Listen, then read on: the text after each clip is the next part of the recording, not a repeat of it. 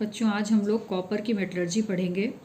तो कॉपर की मेटलर्जी पढ़ने से पहले हमें कॉपर के अयस्क के बारे में जान लेना चाहिए। इसमें कॉपर के 5 अयस्क हैं। पहला है कॉपर पायराइट या चैल्कोपायराइट। इसका सूत्र होता है CuFeS2 या Cu2s.Fe2S3। दूसरा कॉपर का अयस्क है कॉपर ग्लैंस या चैल्कोसाइड। इसका सूत्र होता है Cu2s। तीसरा अयस्क है क्यूप्राइट, ये कॉपर का ऑक्साइड है, Cu2O। चौथा है मैलेकाइट, CuCO3.COH का होल ट्वाइस। और पांचवा है एज्यूराइट, CuCO3 का होल ट्वाइस .COH का होल ट्वाइस। तो इसमें मुख्य जो कॉपर के अयस्क हैं जिनसे हम तांबा प्राप्त करते हैं वो है कॉपर पायराइट और कॉपर ग्लैंस। तो हम लोग पहले कॉपर पायराइट से कॉपर प्राप्त करने की विधि पढ़ेंगे।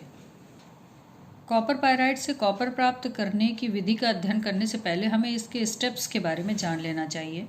तो कॉपर पायराइट से हम लोगों को कॉपर प्राप्त करना है तो पहले हमें सूत्र याद होना चाहिए। कॉपर पायराइट का सूत्र होता है CuFeS2। तो बच्चों, ये CuFeS2 से हमें अगर कॉपर केवल प्राप्त करना है तो हमारा उद्देश्य क्या होगा कि इस Fe को यहाँ से हटा दें और इस सल्फर को यहाँ से हटा दें। तो इस पूरे प्रोसेस में हम लोग Fe और सल्फर को किस प्रकार से हटाते हैं, अगर हम इसको फेरस ऑक्साइड में बदल दें और इसको भी सल्फर डाइऑक्साइड में बदल दें तो ये दोनों इससे अलग हो जाएंगे और हमें कॉपर प्राप्त हो जाएगा। तो पहला हमारा स्टेप क्या होगा, अयस्क को पीसना। दूसरा होगा सांद्रण, तीसरा होगा भर्जन, और चौथा होगा प्रगलन, और पांचवा होगा बेसिमरीकरण। उसके बाद 6th और लास्ट स्टेप होगा शोधन। तो हम लोग फर्स्ट स्टेप से स्टार्ट करते हैं, पीसना। तो कॉपर पायराइट के अयस्क को पहले हम लोग बड़े बड़े टुकड़ों को हथौड़े से और मशीनरी की सहायता से, क्रस्ट मशीन की सहायता से पीस करके उसको महीन पाउडर में बदल लेते हैं।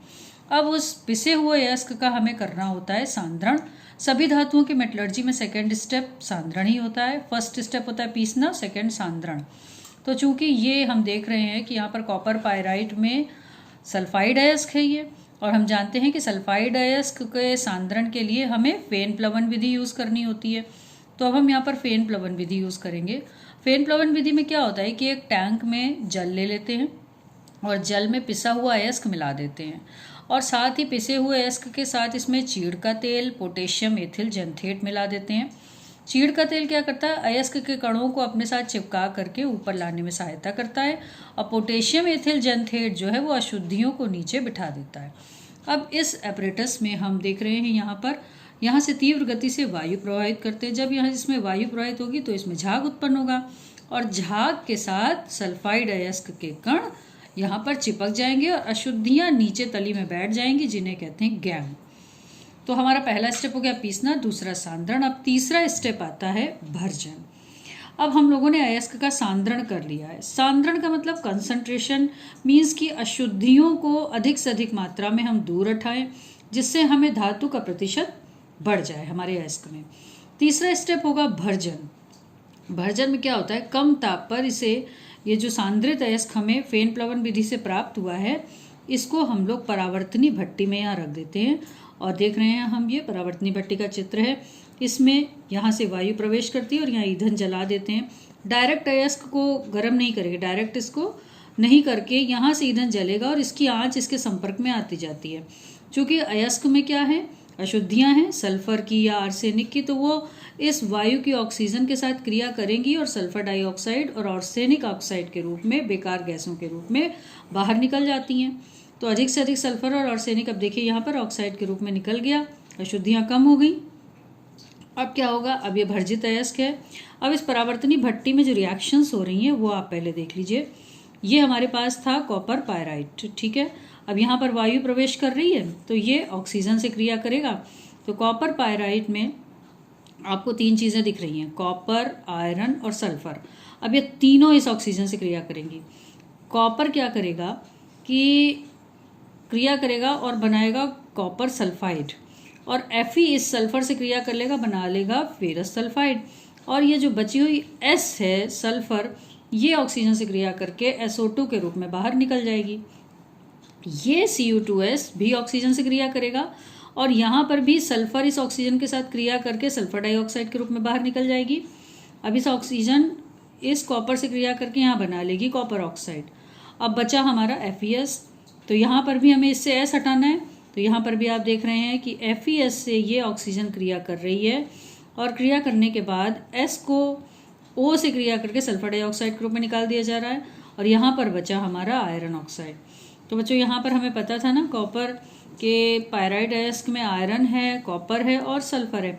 यहाँ पर देखिए कॉपर का ऑक्साइड प्राप्त हो गया और आयरन का ऑक्साइड प्राप्त हो गया, लेकिन अभी भी इस भर्जित अयस्क में अशुद्धियाँ पूरी तरह से दूर नहीं हुई हैं। अब इस भर्जित अयस्क का हमें करना होगा प्रगलन, जो कि हमारा 4th स्टेप है। आप याद रखिए कि भर्जन किया जाता है परावर्तनी भट्टी में कम ताप पर और प्रगलन किया जाता है वात्या भट्टी में, जिसे ब्लास्ट फर्नेस भी कहते हैं। तो बच्चों ये ब्लास्ट फर्नेस का चित्र है।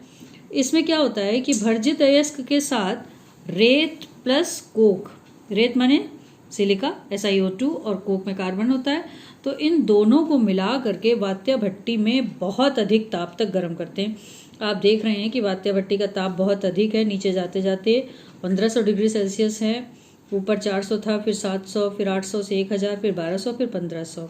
इस तरह से बहुत अधिक ताप पर जब ये भर्जित अयस्क गर्म किया जाता है तो इसमें स्थित कॉपर धातु, आयरन धातु, ये सब पिघल जाएंगी जब बहुत अधिक ताप पर गर्म किया जाएगा। तो ये इसीलिए इसका नाम प्रगलन है या स्मेल्टिंग है। ब्लास्ट फर्नेस में क्या होता है कि अग्निरोधी ईंटों की बनी हुई दीवारें होती हैं और नीचे देख लीजिए यहाँ पर ये 2 बाहर जाने के पैसेज हैं। यहाँ पर जब धातु हमारी भर्जित अयस्क पिघल जाएगा तो ऐसे अयस्क में जिसमें धातु घुली हुई है वो नीचे की ओर इकट्ठा हो जाएगा और अशुद्धियाँ धातु मल के रूप में इसके ऊपर इकट्ठी हो जाएंगी और यहाँ से इस तरह से निकाल ली जाएंगी। अशुद्धियाँ क्या होंगी, हमें आयरन तो चाहिए नहीं, हमें तो कॉपर चाहिए, तो आयरन हमारे लिए अशुद्धि है ना, तो ये क्या करेगा सिलिका से क्रिया करके फेरस सिलिकेट के रूप में धातुमल बना लेगा।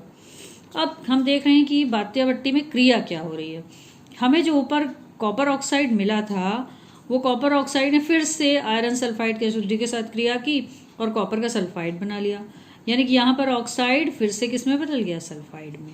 ठीक है, अभी ये आयरन सल्फाइड है, फिर ये आयरन सल्फाइड ऑक्सीजन से क्रिया करके बना रहा आयरन ऑक्साइड और यहाँ पर देखिए सल्फर डाइऑक्साइड है, तो ये बेकार गैस के रूप में सल्फर डाइऑक्साइड बाहर निकल जाती है। तो हम देख रहे हैं कि प्रत्येक स्टेप पे, यानी कि परावर्तनी भट्टी में भी सल्फर डाइऑक्साइड बाहर निकल रही है, उसके बाद ब्लास्ट फर्नेस में भी सल्फर डाइऑक्साइड अशुद्धि के रूप में बाहर निकल रही है और नीचे जो गलित अशुद्धियाँ हैं वो आयरन के सिलिकेट के रूप में इकट्ठी हो गई, इन्हें कहते हैं धातुमल। और ये जो हमें घुली हुई धातु मिलती है इसको कहते हैं मैट। तो प्रगलन के बाद हमारा अगला स्टेप होगा बेसेमरीकरण। बेसेमरीकरण में क्या होता है कि जो हमें प्रगलित धातु प्राप्त हुई है, मेल्ट हमारी मेटल प्राप्त हुई है, उसको मैट कहते हैं। इसको सिलिका के साथ मिलाकर या क्वार्ट्ज के साथ मिला करके ये एक एपरेटस है जिसका नाम है बेसेमर परिवर्तक, इसमें डाल दिया जाता है और साथ ही इसमें गर्म वायु का झोंका प्रवाहित किया जाता है। मतलब इसको बाहर से कोई ताप नहीं मिल रहा है, अंदर ही अंदर जो ताप है, और इसकी लेयर जो होती है वो चूने पत्थर की बनी होती है। इसमें गलित मैट है। अब इसमें जब गर्म हवा प्रवाहित की जाएगी और ये जो चैम्बर दिख रहा है ये बहुत तेज़ी से घूमता है, जब ये तेज़ी से घूमेगा तो इसमें क्या क्या रिएक्शन होंगे हम लोग एक बार समझ लेते हैं। इसमें आयरन सल्फाइड की जो अशुद्धि थी वो ऑक्सीजन, ये वायु जा रही है ना, यहाँ से ऑक्सीजन मिल रही है, वो ऑक्सीजन से क्रिया करके फिर से ऑक्साइड में बदल गई और सल्फर डाइऑक्साइड जो बची खुची थी वो भी बेकार गैसों के रूप में बाहर निकल गई। और आयरन ऑक्साइड जो कि हमने यहाँ पर सिलिका मिलाई थी, सिलिका के साथ क्रिया करके आयरन सिलिकेट में बदल गया, वो नीचे धातुमल के रूप में बैठ जाएगा। और बची खुची जो सिलिकॉन डाइऑक्साइड या रेत थी उसने इस बेसेमर कन्वर्टर की दीवार के साथ क्रिया की और ये अब्जॉर्ब कर लेती है कैल्शियम सिलिकेट के रूप में। तो देखिए कुछ आयरन ने ऑक्साइड बना लिया और आयरन का ऑक्साइड किस में बदल गया, आयरन सिलिकेट में, और बाकी का बचा हुआ सिलिका जो है वो इसकी दीवार के द्वारा कैल्शियम सिलिकेट के रूप में एब्जॉर्ब कर लिया गया। इनको कहते हैं धातुमल। अब यहाँ पर देख रहे हैं कॉपर के साथ क्या हो रहा है, ये तो अशुद्धियाँ थी जिन्होंने बेसेमर कन्वर्टर में क्रिया करी। यहाँ पर जो क्यूप्रस सल्फाइड था, ये क्यूप्रस सल्फाइड हमें कहाँ से मिला था, ये हमें मिला था वात्या भट्टी में, देखिए ये मिला हुआ है, ठीक है। ये क्यूप्रस सल्फाइड जो है यहाँ पर ऑक्सीजन से क्रिया करेगा और क्या बना लेगा, क्यूप्रस ऑक्साइड, और फिर इसके साथ जो सल्फर थी वो भी ऑक्सीजन से क्रिया करके बना लेगी सल्फर डाइऑक्साइड, जो बेकार गैस के रूप में बाहर निकल जाएगी। अब ये क्यूप्रस ऑक्साइड फिर से क्रिया कर लेगा इस क्यूप्रस सल्फाइड से, देखिए इस तरह से, और यहाँ पर इसका हो जाएगा अपचयन। अपचयन आपको मैंने बताया है कि जब ऑक्सीजन यहाँ से हटती है, तो देखिए इस कॉपर के साथ ऑक्सीजन जुड़ी है और ये ऑक्सीजन हट करके सल्फर के साथ क्रिया कर रही है, तो सल्फर डाइऑक्साइड बन के बाहर निकल गई। सल्फर डाइऑक्साइड यहाँ पर बेकार गैस के रूप में बाहर निकल जा रही है। ठीक, यहाँ पर हमें ये तांबा मिल गया, ये कॉपर मिल गया अपचयित होकर के, तो इसे कहते हैं फफोलेदार तांबा, ब्लिस्टर कॉपर। अभी जो हमें तांबा मिला है ये 98% शुद्ध है, इसमें अभी भी 2% अशुद्धियाँ मिली हुई हैं। तो इन 2% अशुद्धियों को हमें फिर दूर करना है। 2% अशुद्धियाँ किसकी हो सकती हैं? सल्फर तो अधिकतर हमारी निकल गई, ठीक है, गैसों के रूप में। अब बची या तो इसमें silver, gold, nickel, iron, zinc की थोड़ी बहुत अशुद्धियाँ होंगी। तो अब हम इस फफोलेदार तांबे का करेंगे शोधन या फिर रिफाइनिंग। तो शोधन के लिए जो हम लोग विधि अपनाते हैं उसको कहते हैं वैद्युत अपघटनी विधि। वैद्युत अपघटनी विधि में क्या होता है कि एक ये कांच का जार लिया है, टैंक है, इसमें हम लोगों ने कॉपर सल्फेट का विलयन भरा हुआ है और यहाँ पर जो हमारा ये फफोलेदार तांबा प्राप्त होता है इसका हम लोग बनाते हैं एनोड, यानी कि पॉजिटिव विद्युत के सिरे से जोड़ देते हैं, और एक शुद्ध कॉपर की प्लेट लेते हैं, उसको हम लोग कैथोड बनाते हैं, यानी कि निगेटिव सिरे से जोड़ देंगे। अब जब इसमें करंट प्रवाहित करते हैं तो यहाँ से एनोड से अशुद्धियाँ निकलेंगी और नीचे की ओर कौन सी, सिल्वर और गोल्ड की, ये नीचे एनोड मड के रूप में इकट्ठी हो जाएंगी। इसके अलावा थोड़ी बहुत निकेल, आयरन, जिंक की अशुद्धियाँ हैं वो इस जल में घुल जाएंगी और जो शुद्ध कॉपर होगा वो कहाँ इकट्ठा हो जाएगा? इस वाले इलेक्ट्रोड पे। क्यों इकट्ठा होगा? जब यहाँ से कॉपर आयन निकलेंगे, कॉपर आयन होते हैं पॉजिटिव और ये है निगेटिव, तो पॉजिटिव हमेशा निगेटिव की ओर अट्रैक्ट होकर के वहाँ पर जमा होगा। तो इस तरह से जो हमने शुद्ध कॉपर की प्लेट लगाई है उस पर यहाँ से शुद्ध कॉपर निकल करके और डिपॉजिट होता चला जाएगा और हमें 99.6% से लेकर 99.99% शुद्ध कॉपर प्राप्त हो जाता है। तो बच्चों इस तरह से हमने कॉपर पायराइट से प्राप्त कर लिया शुद्ध कॉपर। ठीक है।